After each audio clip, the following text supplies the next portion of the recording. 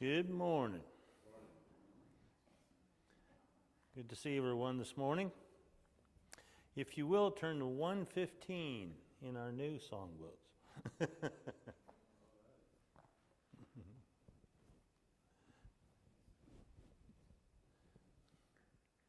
115. In the desert of sorrow and sin.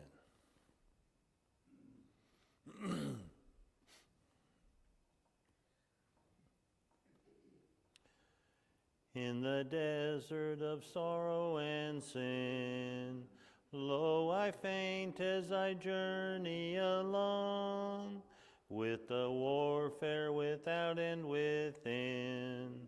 See my strength and my hope nearly gone. I thirst, let me drink of the life-giving stream, let me drink. 'Tis the rock cleft for me, 'tis the water of life. In my weakness I turn to the fount, from the rock that was smitten for me, and I drink and I joyfully count all my trials a blessing to be. I thirst, let me drink of the life-giving stream, let me drink. 'Tis the rock cleft for me, 'tis the water of life. O thou God of compassion, I pray, let me ever abide in thy sight. Let me drink of the fount day by day, till I join thee in mansions of light. I thirst, let me drink of the life-giving stream, let me drink. 'Tis the rock cleft for me, 'tis the water of life. Dennis, would you start us off toward a prayer?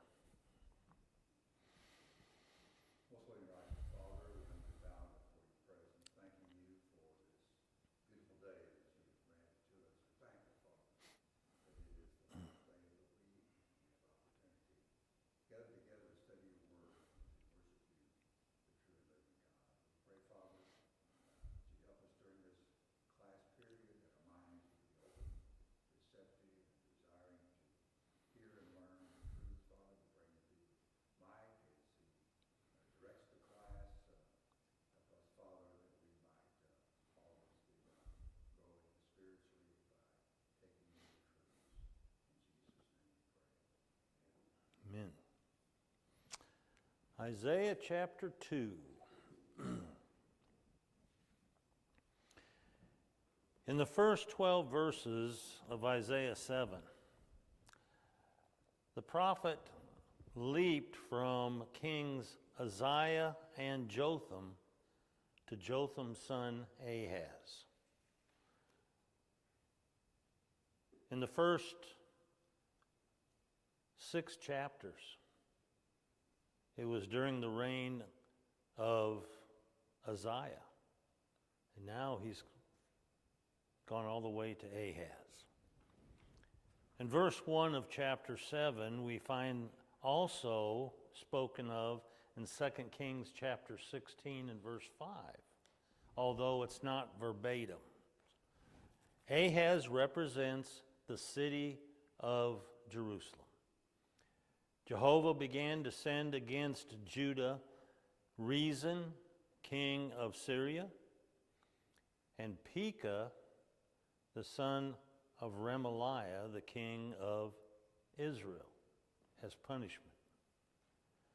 Now, as they came, Rezin split off, went to the coast, and took the city of what? Remember what city he took?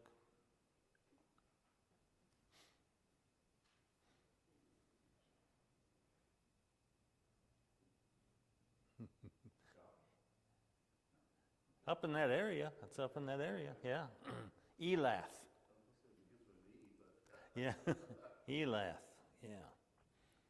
While Pekah went on to Jerusalem with his army, but he was unable to take the city. Verse 2 of chapter 7 confirms the joining of sources as found in 2 Kings chapter 16 and 2 Chronicles 28. Now we got to take all that together because it's speaking of the same thing, and each one of those chapters gives us a little bit more information. Just kind of like the gospel accounts. Sometimes we have to take all 4 accounts, or maybe there's just 2 accounts about a particular thing, and each one gives just a little bit different information than another one. Isaiah received instruction from Jehovah to go to Ahaz and to speak to him, both Isaiah and his son. Anybody remember what Isaiah's son's name was?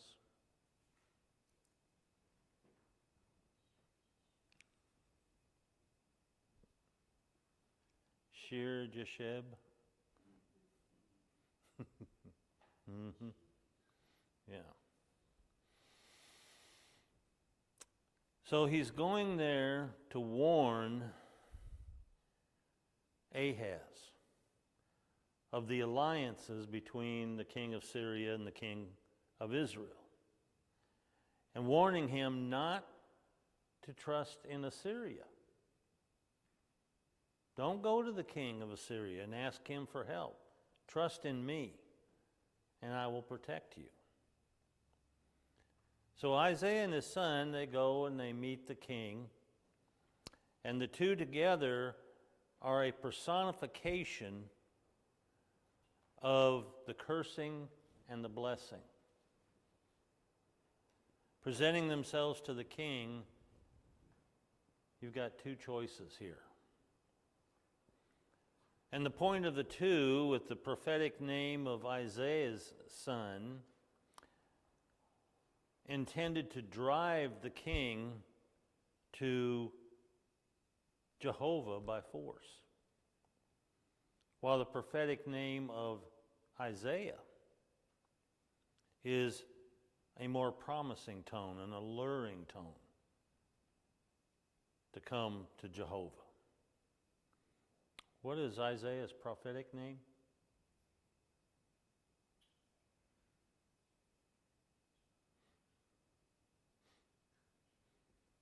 Salvation. Okay. So Ahaz is given the opportunity to put Jehovah to the test. He says, ask me for a sign. It's your choice. But Ahaz chose not to do so.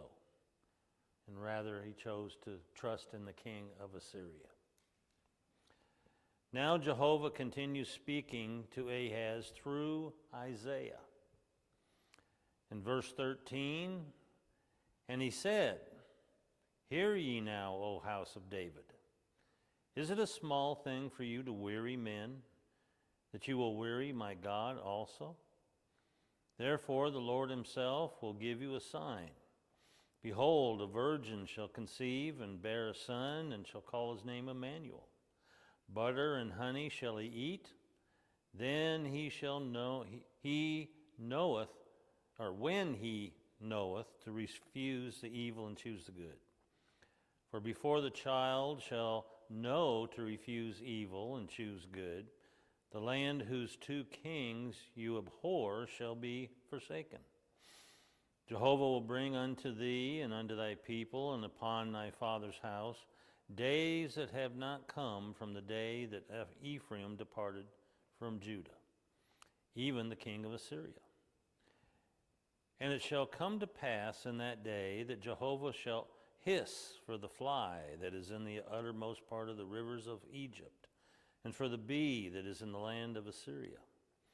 And they shall come and shall rest all of them in the desolate valleys, in the clefts of the rocks, upon all thorn hedges, upon all pastures.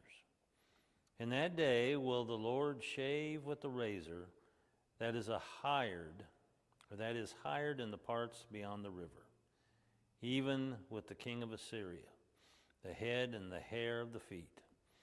It shall also consume the beard. It shall come to pass in that day that a man shall keep alive a young cow and 2 sheep. It shall come to pass that because of the abundance of milk which they shall give, he shall eat butter.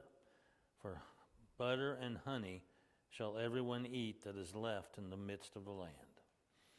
It shall come to pass in that day that every place where there were 1,000 vines and 1,000 silverlings shall be briars and thorns. With arrows and with bow shall one come thither, because all the land shall be briars and thorns. All the hills that were digged with the mattock, thou shalt not come thither for fear of briars and thorns. But it shall be for the sending forth of oxen and for the treading of sheep. The house of David represented the king of Judah, the royal family. All kings or royal families, whoever sat on the throne at whatever particular time. And in this particular case, it refers to Ahaz and his family. Ahaz is not yet 30 years old. And apparently all the family of Ahaz was just as evil as he was. They didn't try to encourage him to seek a sign from God or to change his ways. Ahaz's choice not to seek a sign reminds me of a couple of passages of Scripture. One in Job chapter 15, verse 11 to 13. Are the consolations of God small with thee? Is there any secret thing with thee? Why does your heart carry you away? And what do your eyes wink at? That you turn your spirit against God and let such words go out of your mouth. And you think about that, no, I'm not gonna ask God for a sign. I'm not gonna try him.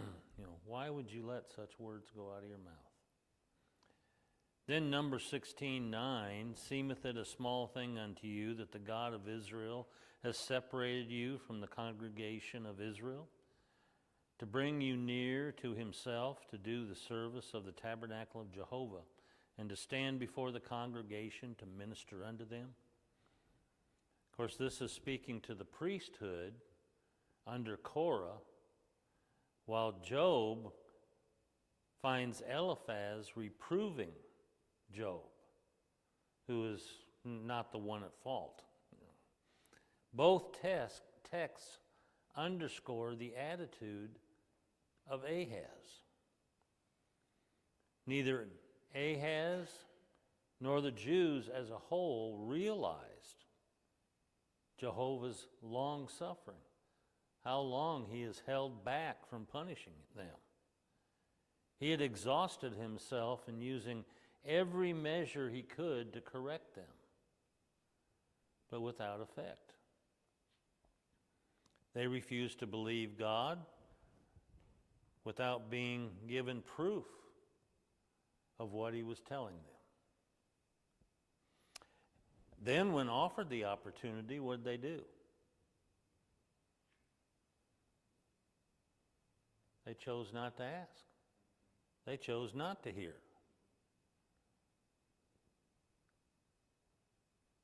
Jehovah is now going to provide them.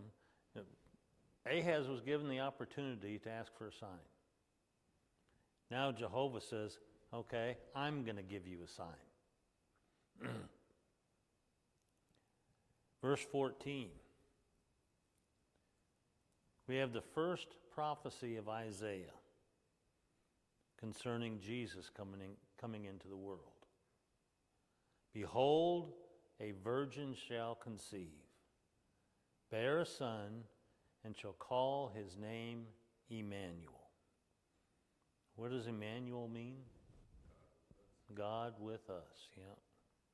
Mm-hmm. So this is God. This is a sign of God's own choosing.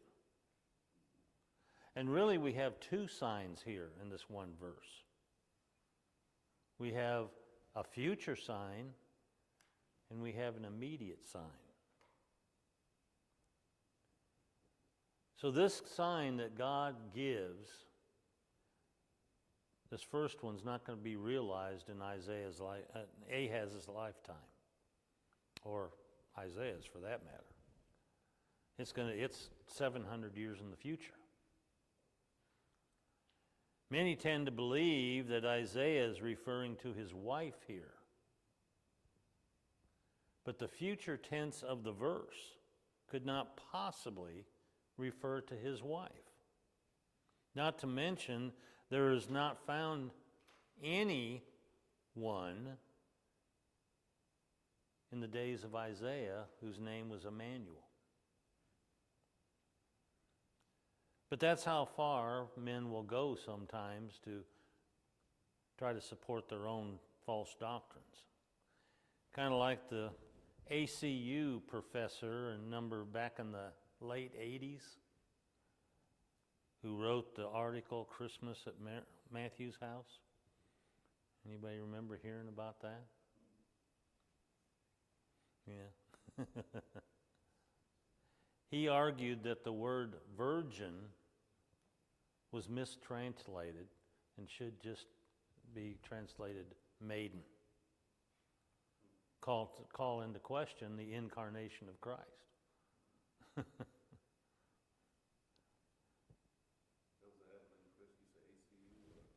Yeah, Abilene Christian. Mm-hmm. Professor there. Yeah. I think his last name was Reasoner. Something like that. I can't quite remember. It's been a while. But one theory who verse 14 refers to, as we said, the wife of Ahaz. And the son being Hezekiah, who would deliver Judah from Assyrian power. But this can be disproved by the fact that Hezekiah was 9 years old now at this point. Well, this is talking about a future son coming, but Hezekiah is already born. 2 Kings chapter 16, verse 2. Chapter 18, verse 2. Another theory is it could not possibly be a messianic prophecy because they say, it's too far into the future. And it's not going to help these people. So why would God give a prophecy that's not going to help these people? Yet another theory finds the entire verse being melted together, making this child born of a virgin arriving at an age where he knows the difference between right and wrong, good and evil. But that theory is destroyed by the fact that Isaiah says, this child.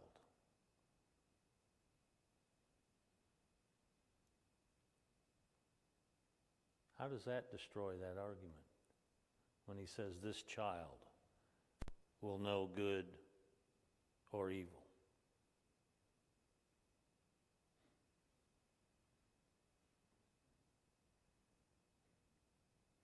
Well, he's standing there, him and his son, this child is referring to his son.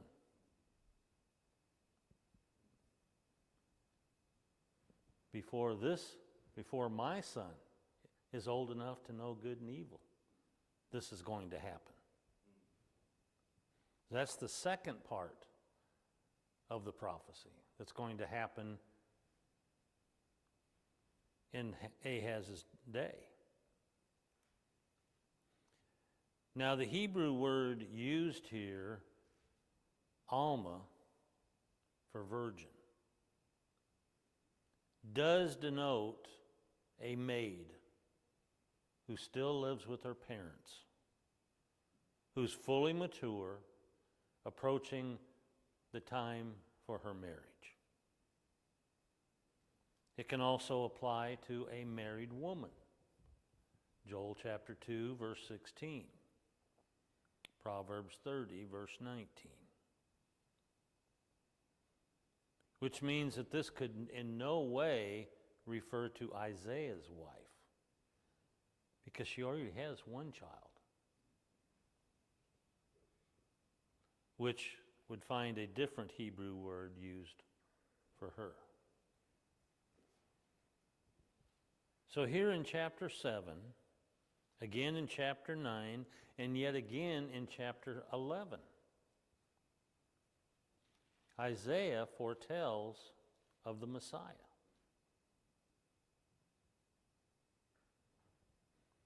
Now, there are those who say that Isaiah did not refer to any particular person with this prophecy,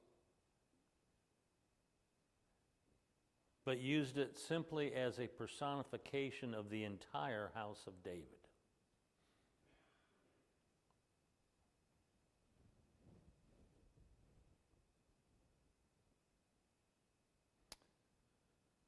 This prophecy demonstrated God's favor toward the house of David, toward the tribe of Judah.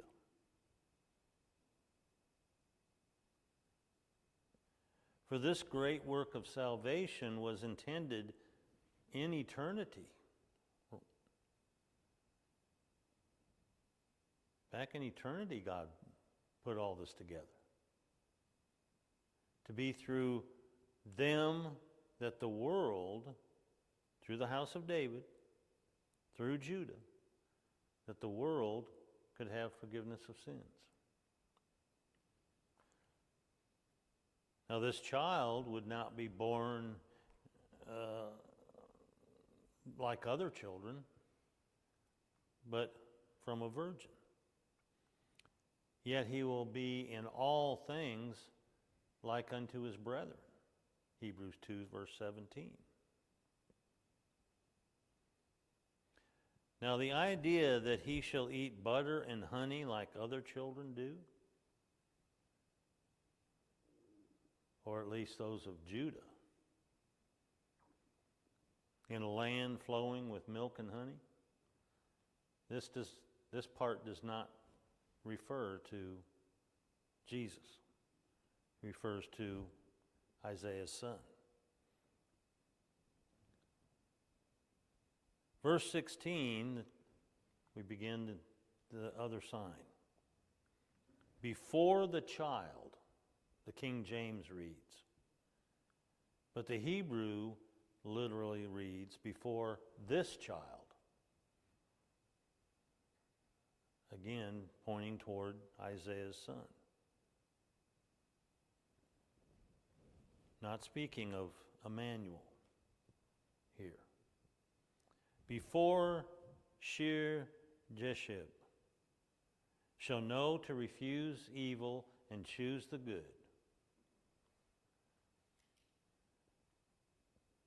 So God's sign for Ahaz, for Jerusalem, is twofold, a future one and an immediate one.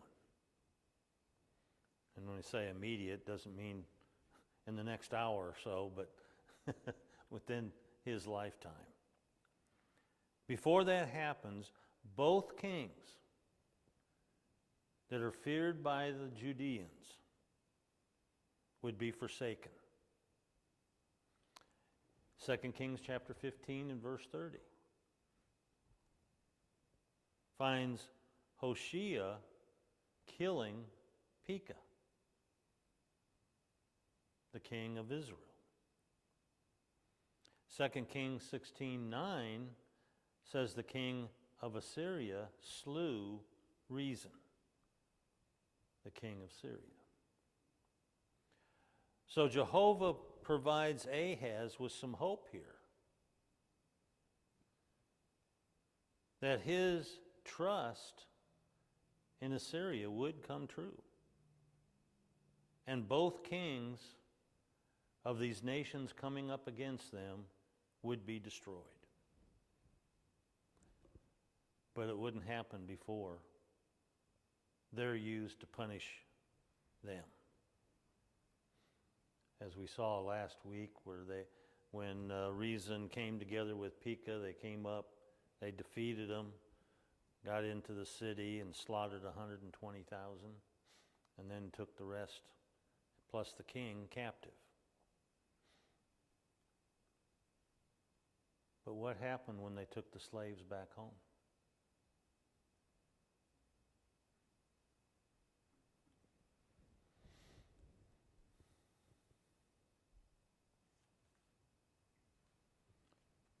Prophet of Israel met them, told them to release the slaves and all the spoils that they took. He said, you've already done what God wanted you to do. You've punished them. But you have more sins than they did. So God says you need to release them, which they did. They took them back to Jericho and released them. Gave them back all the spoils that they took. So Assyria is going to come in. He's going to destroy Syria and take captive Israel. But he's not going to stop there. He would become God's judgment upon them again for not trusting in God. Jehovah, he says, will hiss for the fly and for the bees. What does that mean?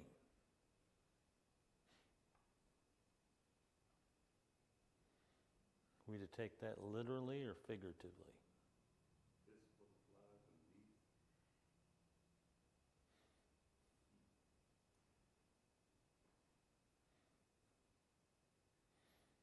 Well, you know, first thing we do is we take everything literal, unless it doesn't make sense. Then we have to assume it's figurative. Well, hissing for the fly, think about the flies in Egypt, and then the bees, Assyria. It's just figurative speech for those two nations. That God's going to use them as his punishing tool. So Egypt is going to come up and swarm like flies do. They're going to come up against Assyria because Assyria is already there and they're enemies, so they're coming up to fight against Syria, and Judah's caught in the middle while these two are fighting. But while they're fighting, they're not going to escape the destruction that's going on between these two nations. God says, you're not going to be able to hide from it. You're not going to be able to hide in the caves. You're not going to be able to go to the mountains to hide, because they're going to be there. They're going to be everywhere fighting.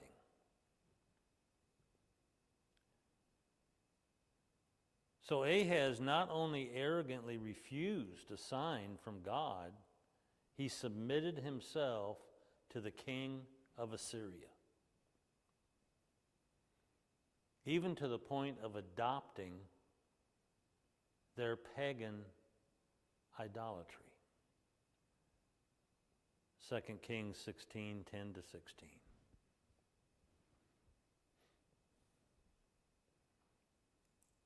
And because of this, Jehovah will bring upon Ahaz and Judah shame and humiliation. And he says, shame and humiliation that hasn't been seen since the United Kingdom divided in two under Rehoboam and Jeroboam.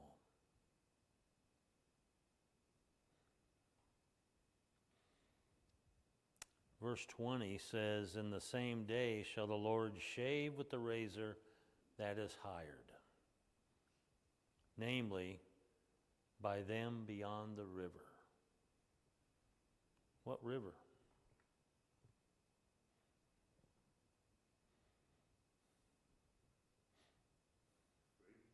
Yep, Euphrates. It's always just called the river. Sometimes it'll say Euphrates, but when it says the river, you know that it's that. I guess they say the river, everybody knows, because that's the river that was in the garden. That's the river that's been around since the beginning, so. So who's the hired raiser?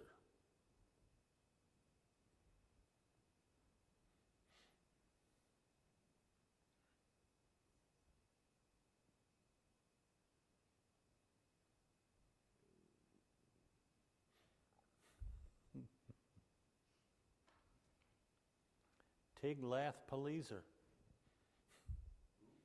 Tiglath-Pileser, king of Assyria.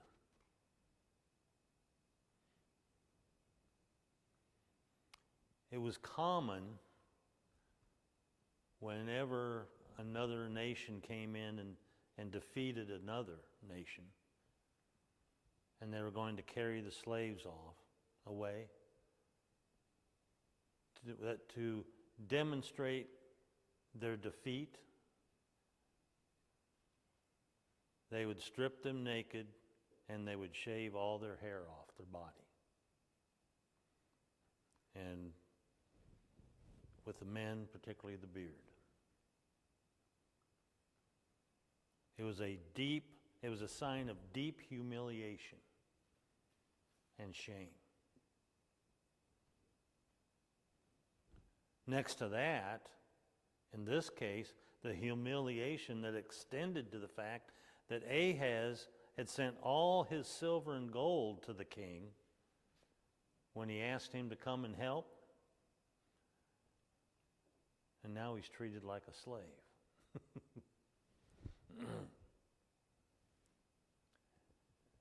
The sharp knife hired, or razor. It was Ahaz who hired this razor by sending him all the gold and silver to protect them from Syria and Israel.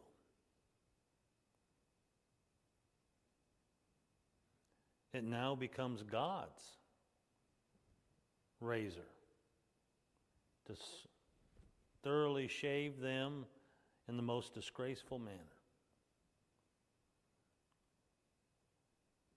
All because they trusted in the fleshly arm of men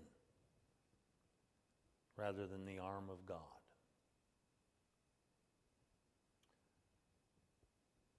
We read here in these last verses how the place, the country, would be depopulated. Everyone would be carried away as slaves. Only a few would be left, and usually those few are people that they defeated before that they import into the country to replace who they take out. Their flocks and their herds are going to be destroyed. Their vineyards are going to be stripped. And their former prosperity is going to be just turned into utter poverty. Because there's only going to be a few men left that they allow to live there who are able to take care of the few animals that they have, and no one's going to worry about the fields or the vineyards. They're just going to become nothing more than weeds and thorns. And because of that, making bread and wine is going to be impossible. And when we say wine, we're just saying grapes in the way that the Bible uses it. All vineyards, all fields would become overgrown with thorns and briars. The few cows and sheep left, God says, is going to produce an abundance of milk. enough to make plenty of the best butter.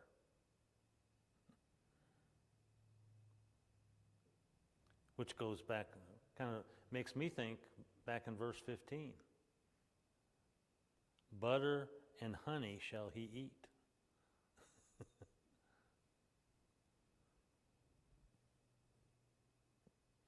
And that's all the people are going to have. Now actually the Hebrew word used here for milk should be translated curds.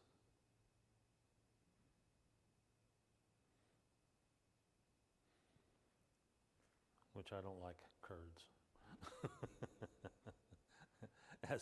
That's a big thing up in Wisconsin.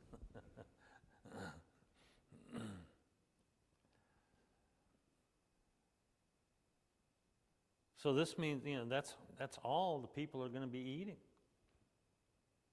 No more fancy dishes. No more plenty for the people to eat. They're all in poverty. Food is scarce. 4 times Isaiah uses the phrase, in that day, which refers back to verse 17. In the day when Tiglath-Pileser comes, the king of Assyria. So the picture that Isaiah is trying to paint here is one of complete desolation, all due to their own choices, their unbelief, their disobedience, their rejection of Jehovah. It's no one's fault but their own. Now in the vineyards, he says, where once there were 1,000 vines in the vineyards, worth 1,000 pieces of silver, and that 1,000 pieces of silver was yearly rent for the vineyard. It's not going to be anymore. It's all going to be destroyed, laid waste by the armies. What once was fruitful is now barrenness.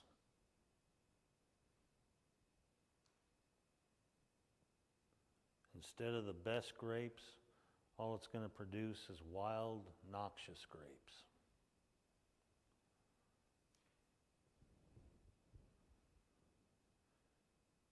Now, if you think about it, we see this kind of picture in some of these end-time movies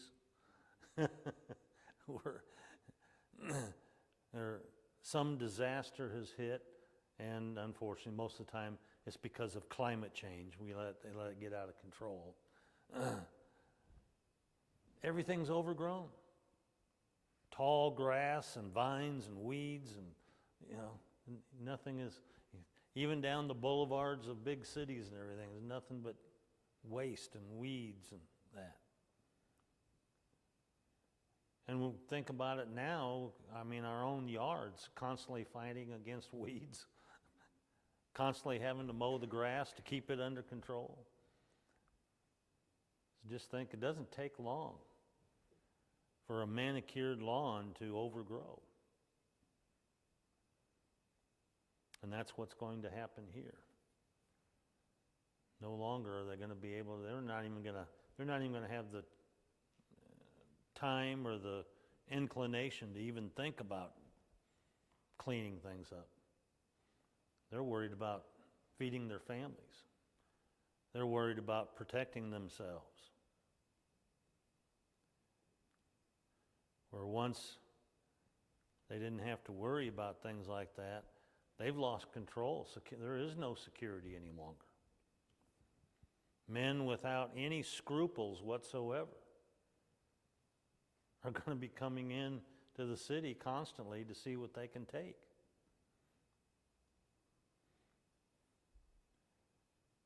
So families are going to be spending their time keeping what little they have left. And all this could have been averted had they simply listened to Jehovah, asked for the sign, and repented. Chapter 7, we find Syria and Ephraim set against Judah. And who's Ephraim?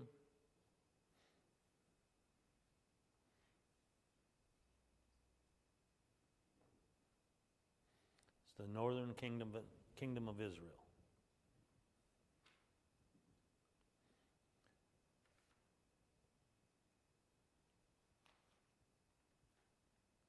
They understood that Judah was God's people. Although they had rejected, they were Ephraim was God's people too, but they rejected Jehovah decades before. And Ephraim understood that the throne belonged to the descendants of David, because God had promised it to David in 2 Samuel 7, verse 11 to 16. But these two kings together, thinking that they're going to be stronger than Judah. And they're going to go in and they're going to take the country, they're going to take that nation, and they're going to put their own king in the place of Ahaz. Paul said, the foolishness of God is wiser than men, and the weakness of God is stronger than men. 1 Corinthians 1, verse 24. Had Ahaz chosen to place his trust in the strength of Jehovah, he could have rested secure in the promise of God. God would bless him and the nation. When asked for a sign, however, he refused. Moses had anticipated such from his countrymen. So God gave him the power to perform certain miracles, as he was commissioned by Jehovah to be their deliverer. These miracles would prove that. Exodus chapter 4, verse 1 through 9.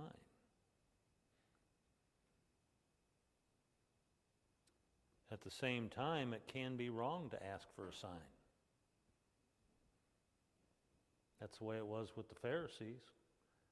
Matthew chapter 27, verse 42. Why was it wrong for them to ask for a sign?